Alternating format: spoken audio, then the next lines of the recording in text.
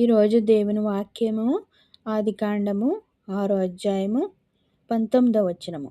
మరియు నీతో కూడా వాటిని బ్రతికించి ఉంచుటకును సమస్త జీవులలో అనగా సమస్త శరీరుల యొక్క ప్రతి జాతిలోనివి రెండేసి చెప్పిన నీవు ఓడలోనికి తేవలెను.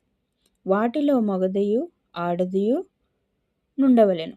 నీవు వాటిని బ్రతికించి ఉంచుకొనుటకై వాటి వాటి జాతుల ప్రకారము పక్షులలోను, వాటి వాటి జాతుల ప్రకారము జంతువుల్లోను, వాటి వాటి జాతుల ప్రకారము నేలను ప్రాకు వాటిన్నిటిలోను ప్రతి జాతిలో రెండేసి చెప్పిన నీ యొద్దకు అవి వచ్చును. మరియు తినుటకు నానా విధములైన ఆహార పదార్థములను కూర్చుకొని నీ దగ్గర ఉంచుకొనుము. అవి నీకును వాటికిని ఆహారమగునని చెప్పెను.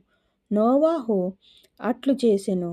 దేవుడు అతనికి ఆజ్ఞాపించిన ప్రకారము యావత్తూ చేసెను.